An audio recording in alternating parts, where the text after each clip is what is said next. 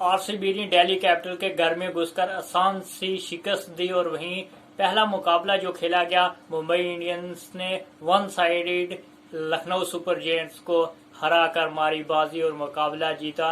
लगातार जीत दर्ज करने में कामयाब रही है मुंबई इंडियंस। दोनों ही मुकाबलों में क्या कुछ हुआ डिटेल में करेंगे बात आज की इस वीडियो में। मुंबई इंडियंस ने लखनऊ सुपर जायंट्स को कल दोपहर के मुकाबले में आसान सी शिकस्त दी। वानखेड़े के स्टेडियम में यह मुकाबला खेला गया। घर पर लखनऊ सुपर जायंट्स को कहीं से भी मुकाबले में नहीं आने दिया और मुंबई इंडियंस ने वन साइडेड मारी बाजी। पहले बल्लेबाजी करते हुए 215 रनों का एक बड़ा विशाल टोटल खड़ा किया, जिसका पीछा करने उतरी है लखनऊ सुपर जायंट्स। आसानी से ढेर हो गई 160 रनों पर और ये टोटल चेज नहीं कर सकी।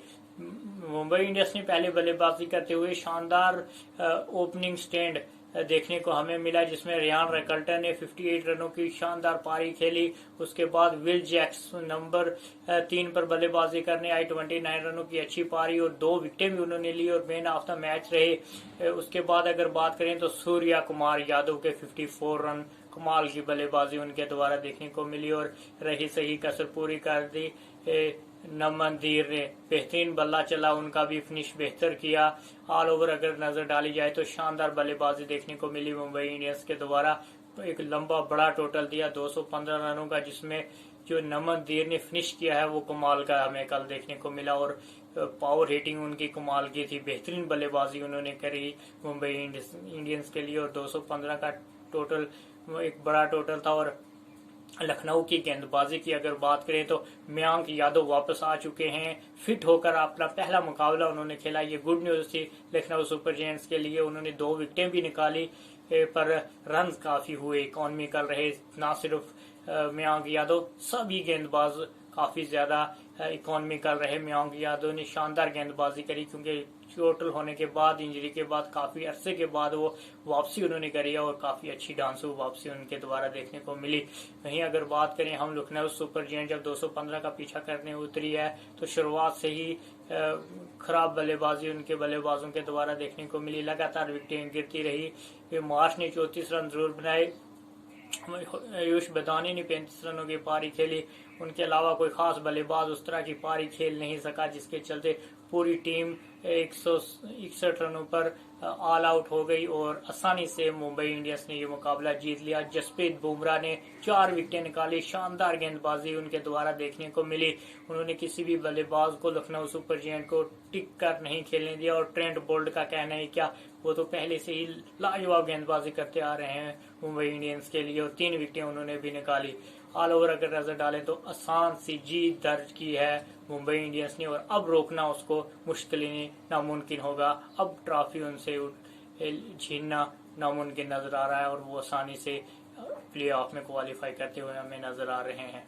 अनस्टॉपेबल विराट कोहली, कमाल की बल्लेबाजी उनके द्वारा देखने को मिली है और जिस तरह की फॉर्म है उनकी, लगातार ये 5वां शतक लगाया उन्होंने। कमाल की बल्लेबाजी कर रहे हैं। रन चेज मास्टर उन्हें यूं ही नहीं कहा जाता, उनका जो अंदाज है वो कमाल का है।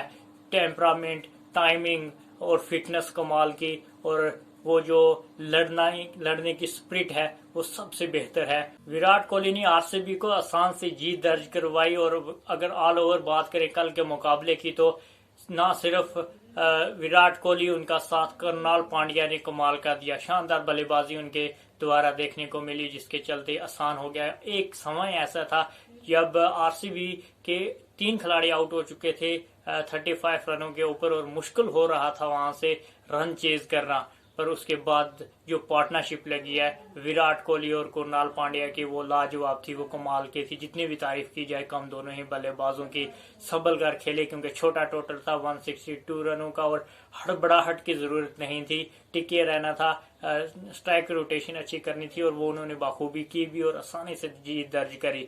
अगर ऑल ओवर पूरे मुकाबले की बात करें तो पहले बल्लेबाजी करते हुए दिल्ली कैपिटल ने 162 रनों का एक छोटा टोटल रखा, जो विराट कोहली के लिए ज्यादा बड़ा था नहीं। विराट कोहली एंड कंपनी ने बड़ी आसानी से चेज किया, हालांकि मुश्किल शुरू में जरूर हुई पर वो आसानी से चेज किया, जिसमें शानदार बल्लेबाजी करते हुए कृणाल पांड्या ने 73 रनों की पारी खेली और वो आउट नहीं हुए।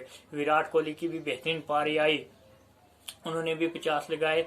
और ऑल ओवर अगर नजर डालें हम तो दिल्ली कैपिटल ये मुकाबला हारने के बाद अब पॉइंट्स टेबल में आरसीबी से पीछे हो चुकी है। आरसीबी ऊपर चला गया है क्योंकि उन्होंने अब 7 मुकाबले जीत लिए हैं 10 में से। वहीं अगर बात करें दिल्ली कैपिटल की तो दिल्ली कैपिटल को अब आगे चलकर मुकाबले जीतने होंगे अगर प्लेऑफ में बने रहना है तो। ऑल ओवर अगर नजर डालें तो ये मुकाबला शानदार देखने को मिला। दिल्ली कैपिटल के घर में घुसकर विराट कोहली ने न सिर्फ बदला पूरा किया, शानदार तरीके से जीत दर्ज की, क्योंकि ऐसा पहले हो चुका है।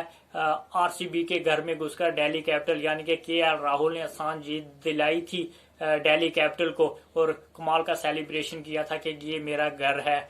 और वहीं सेम उसी अंदाज में विराट कोहली ने भी वैसा ही कुछ किया, आसान जीत दर्ज करवाई अपनी टीम के लिए, क्योंकि वो भी दिल्ली के लोकल बॉय हैं और कमाल की बल्लेबाजी उनके द्वारा आरसीबी के लिए उन्होंने जो कल किया है वो कमाल का देखने को मिला। और न सिर्फ कल, पूरे टूर्नामेंट में यानी कि आईपीएल के सीजन 2025 में अलग ही लेवल की फॉर्म है विराट कोहली की। 50 पे 50 लगाए जा रहे हैं, हाफ सेंचुरीज कमाल की देखने को मिल रही हैं और फुल ऑफ इंटरटेनिंग पारियां उनके द्वारा देखने को मिल रही हैं और वो जो एंजॉय कर रहे हैं और जो फिजिकल फिटनेस उनकी नजर आ रही है वो कमाल की है। विराट इसी चीज के लिए जाने जाते हैं, तभी उन्हें विराट कहा जाता है।